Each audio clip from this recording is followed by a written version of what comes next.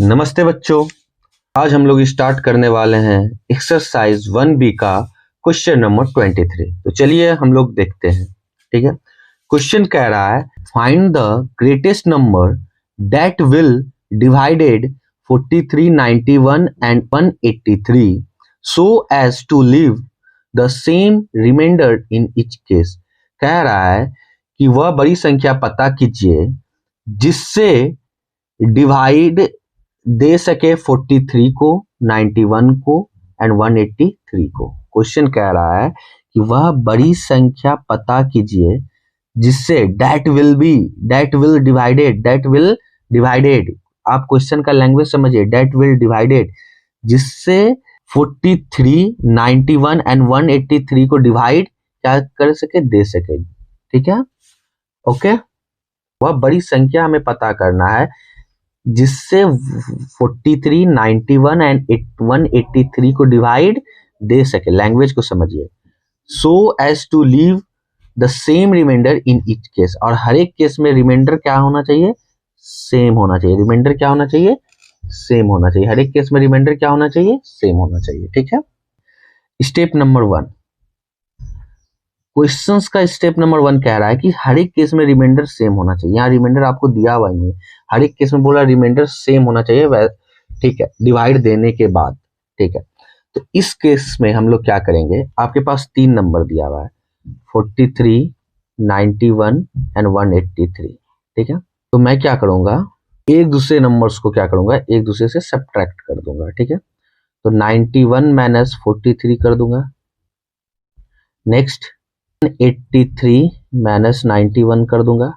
फिर next 183 minus 43 कर दूंगा। ठीक है, तो 91 माइनस 43 कितना हो जाएगा आपका, 48। 183 माइनस 91 कितना हो जाएगा, 92। एंड 183 माइनस 43 कितना हो जाएगा, 140। ठीक है, यहां तक आप लोग समझ गए होंगे। नेक्स्ट अब स्टेप नंबर 2। अब क्या करना है, ये तीनों जो नंबर निकला है आपका 48, 92 एंड 140, ये तीनों का मैं क्या करूंगा, एचसीएफ निकाल लूंगा। ठीक है, ठीक है। उससे पहले मैं क्या करूंगा, सभी का प्राइम फैक्टराइजेशन करूंगा। चलिए तो प्राइम फैक्टराइजेशन करता हूँ। 48 का, 92 का एंड 140 का। ओके, तो ये 2 से कितने बार में जाएगा, 24 बार में। अगेन ये 2 से 12 बार में। अगेन ये 2 से 6 बार में। अगेन ये 2 से 3 बार में।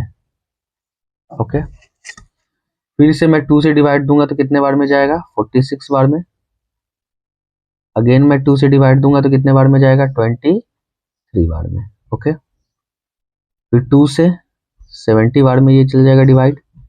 2 से 35 बार में एंड 5 से 7 बार में 35 कैंसिल आउट हो जाएगा। ठीक है, तो मैं इसे लिख सकता हूँ 48 को 2 into 2 into 2 into 2 into 3 and 1992 को 1992 को मैं लिख सकता हूँ 2 इंटू 2 इंटू 23 एंड 140 को मैं लिख सकता हूँ 2 इंटू 2 इंटू 5 इंटू 7। ठीक है, अब मुझे क्या चाहिए, एचसीएफ चाहिए। एचसीएफ का मतलब होता है हाईएस्ट कॉमन फैक्टर। इसमें कॉमन फैक्टर कौन कौन सा है आपका, एक तो आपका ये 2 हो गया, नेक्स्ट ये 2 हो गया आपका कॉमन फैक्टर। तो 2 इंटू 2 करूंगा तो क्या आ जाएगा, 4 आपका क्या निकल गया, एचसीएफ। ठीक है, अब इसी 4 को जब मैं 43 से डिवाइड दूंगा तो मेरा रिमाइंडर जितना आएगा। ठीक है, और इसी 4 को जब मैं 91 से डिवाइड दूंगा और इसी 4 को जब मैं आपका 183 से जब मैं डिवाइड दूंगा तो हर एक केस में मेरा रिमाइंडर क्या आ जाएगा, सेम आ जाएगा। मतलब हर एक केस में मेरा रिमाइंडर क्या आ जाएगा, सेम आ जाएगा। आप ट्राई करके देख सकते हैं घर में। ठीक है, तो आपका आंसर क्या आ गया, फाइनली आपका आंसर क्या आ गया, 24 कह रहा है find the least number which when divided by 20, 25, 35, 40 leaves remainder 14, 19, 29 and 34 respectively. Question कह रहा है फाइंड द लीस्ट नंबर, वह छोटी संख्या आप पता कीजिए जिससे जब हम 20 को डिवाइड दें तो रिमाइंडर क्या आना चाहिए 14, 25 को जब हम डिवाइड दें तो रिमाइंडर आना चाहिए 19 एंड 35 को जब हम डिवाइड दें तो रिमाइंडर आना चाहिए 29 और 40 को जब हम डिवाइड दें तो रिमाइंडर कितना आना चाहिए 34 आना चाहिए। तो वो संख्या हमें क्या करना है, पता करना है। ओके, तो स्टेप नंबर 1, स्टेप नंबर 1, सबसे पहले मैं क्या करूंगा 20, 25, 35, 40 ये सभी का क्या ले लूंगा, एलसीएम ले लूंगा। तो चलिए 5 से 20, 5 4 जा 20, 5 5 जा 25, 5 7 जा 35, 5 8 जा 40। ओके, फिर मैं 4 से डिवाइड दूंगा, 4 1 जा 4, 4 से तो 5 नहीं डिवाइड होगा तो ऐसे ही उतर जाएगा, 7 भी नहीं डिवाइड होगा तो ऐसे ही उतर जाएगा, 4 2 जा 8। ओके, ठीक है, तो इसका एलसीएम जो होगा आपका 5 इंटू 4 इंटू 5 इंटू 2 इंटू 7। ठीक है, अब देखिए जब इसको मल्टीप्लाई करेंगे तो 5 4 कितना हो गया 20। ठीक है, 20 प्लस 7 कितना हो जाएगा आपका, 20 प्लस 7 कितना हो जाएगा 140 और ये 5 2 जा क्या हो गया 10। तो 140 में से जब हम 10 को मल्टीप्लाई करेंगे तो मेरा आंसर आएगा 1400। ओके, अब स्टेप नंबर हम लोग क्या करते हैं 2। स्टेप नंबर 2 में हम लोग क्या करते हैं, पहले क्वेश्चन समझिए कि उसने क्या बोला था, हर एक केस में रिमाइंडर मेरा कितना आना चाहिए 14, 19, 29 एंड 34। मतलब जब हम 20 से डिवाइड दें तो मेरा रिमाइंडर कितना चाहिए 14 आना चाहिए, 25 से जब डिवाइड दे तो रिमाइंडर कितना आना चाहिए 19, 35 से जब डिवाइड दे तो रिमाइंडर 29, 40 से जब हम डिवाइड दे तो रिमाइंडर कितना आना चाहिए 34। ठीक है, तो ये क्वेश्चन बोला है, तो मैं क्या करूं, क्या बोला 20 से जब डिवाइड दे तो रिमाइंडर कितना आना चाहिए 14। तो स्टेप नंबर 2 में क्या करूंगा 20 माइनस मैं 14 करूंगा तो देखिएगा रिमाइंडर माइनस करूंगा तो 6। ठीक है, सिमिलरली उसी प्रकार से 25 से जब मैं डिवाइड देता हूं तो रिमाइंडर कितना आता है 19, तो 25 माइनस 19 करूंगा तो आएगा 6। ओके, फिर बोला जब मैं 35 से डिवाइड देता हूं तो रिमाइंडर कितना आता है 29, तो 35 माइनस 29 करूंगा तो आएगा कितना 6। ठीक है, फिर जब मैं 40 से डिवाइड देता हूं तो रिमाइंडर कितना आता है 34। ठीक है, तो 40 माइनस 34 भी करूंगा तो मेरे पास कितना आएगा 6 आएगा। तो देख रहे हैं कि हर एक केस में मेरा कितना आ रहा है 6 एंड 6 आ रहा है। ठीक है, स्टेप नंबर 3 में करूंगा, ये जो 1400 है उसमें क्या कर दूंगा -6 कर दूंगा, उसमें क्या कर दूंगा -6 कर दूंगा। तो 10 में से 6 जाएगा 4, ये 9 बच जाएगा, ये 3 बच जाएगा, ये 1। तो 1394 ही आपका क्या हो गया आंसर हो गया। ठीक है स्टूडेंट, हम लोग स्टार्ट करते हैं क्वेश्चन नंबर 25। कह रहा है इन अ सेमिनार, एक सेमिनार हुआ है, the number of participant in Hindi, English and mathematics are 60, 84 and 108 respectively. Find the minimum numbers of room required if in each room the same numbers of participants are to be seated and all of them being in the same subject। कह रहा है कि एक participant हुआ है जिसमें Hindi, English और math के लोग पार्टिसिपेट किए हैं। ठीक है, एक सेमिनार में हिंदी, इंग्लिश और मैथ के लोग पार्टिसिपेट किए हैं। ओके, हिंदी में आपके 60 लोग पार्टिसिपेट किए, इंग्लिश में आपके 84 लोग पार्टिसिपेट किए हैं, मैथ में आपका 108 लोग पार्टिसिपेट किए हैं।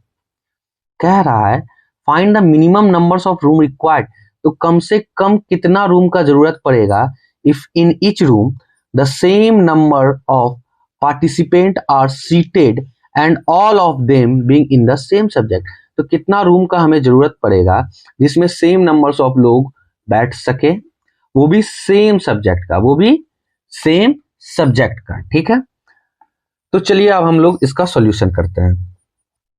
पहली बात, गिवन में आपको क्या दिया हुआ है वो लिख लेता है। ठीक है, हिंदी में 60 लोग हैं, इंग्लिश में 84 एंड मैथ में आपके कितने लोग हैं 108। ठीक है, सबसे पहले मैं ये तीनों का क्या करूंगा एचसीएफ निकाल लेता हूं। ठीक है, स्टेप नंबर 1 मैं प्राइम फैक्टराइजेशन तीनों का निकाल लेता हूं।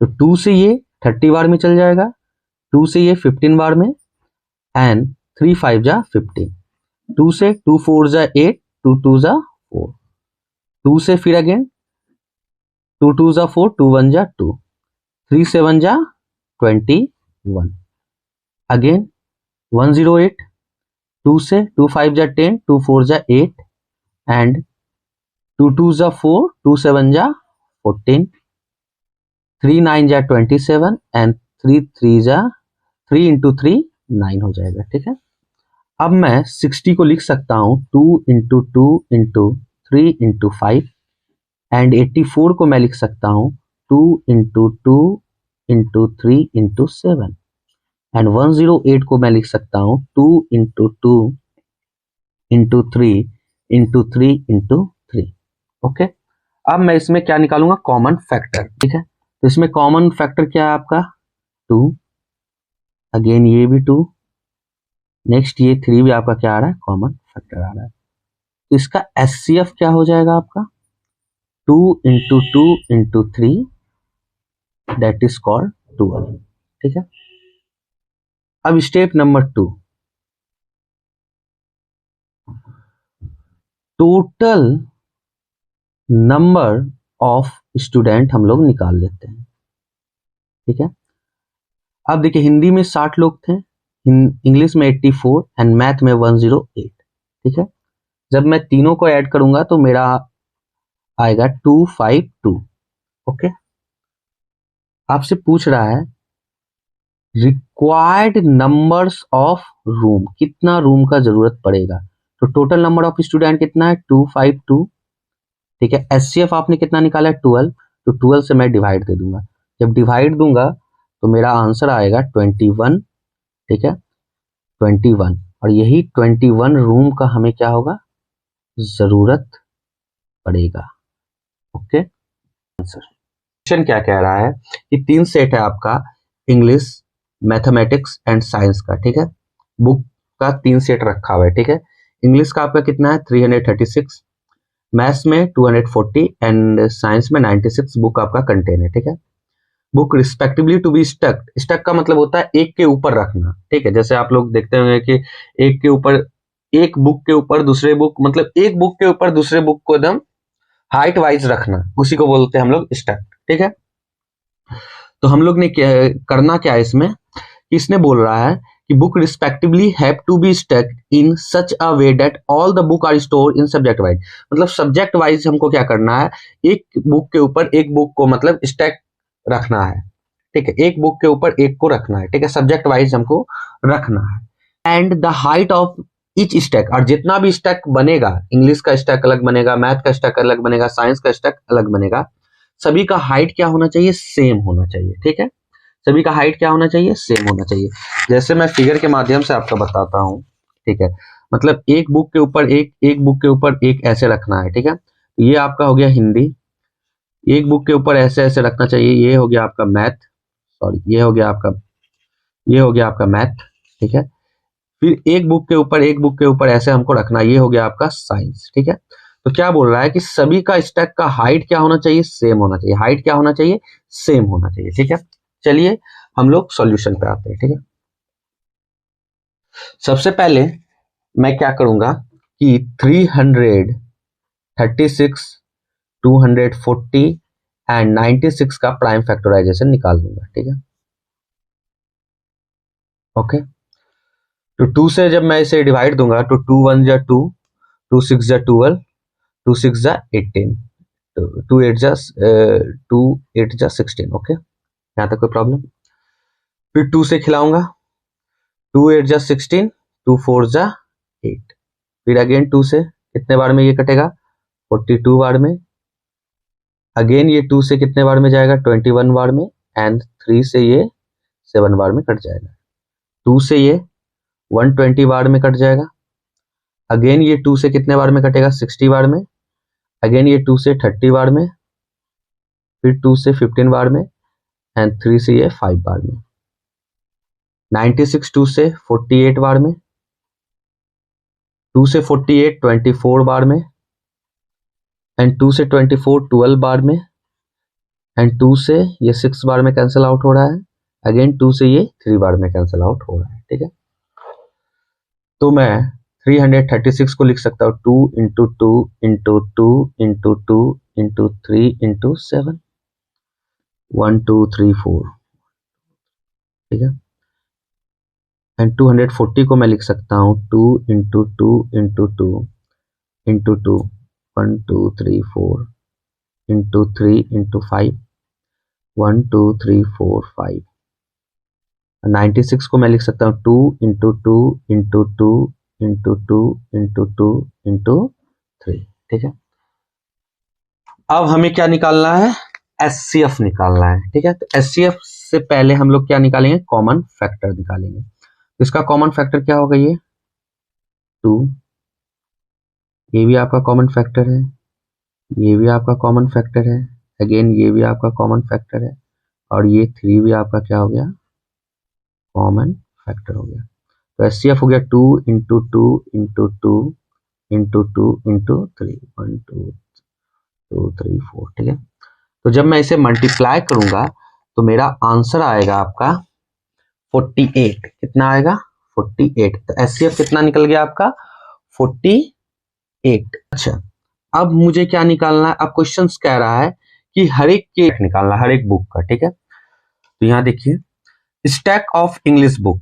ठीक है, तो इंग्लिश बुक टोटल मेरे पास कितना कंटेंट था, 336। एचसीएफ कितना निकला आपका, 48। तो 336 को डिवाइड देंगे 48 से तो कितना आएगा आपका, 7। ठीक है, फिर स्टैक ऑफ मैथ बुक निकालेंगे, तो मैथ बुक टोटल कितना दिया था, 240। 240 में 48 को डिवाइड देंगे तो कितना निकलेगा आपका, 5। फिर स्टैक ऑफ साइंस बुक निकालेंगे, साइंस बुक कितना दिया था, 96। 96 में 48 को डिवाइड देंगे तो कितना आएगा, 2। Okay, total number of stack निकालना है, तो 7 + 5 + 2, तो टोटल कितना आ जाएगा, 14। 14 ही आपका क्या आ गया आंसर।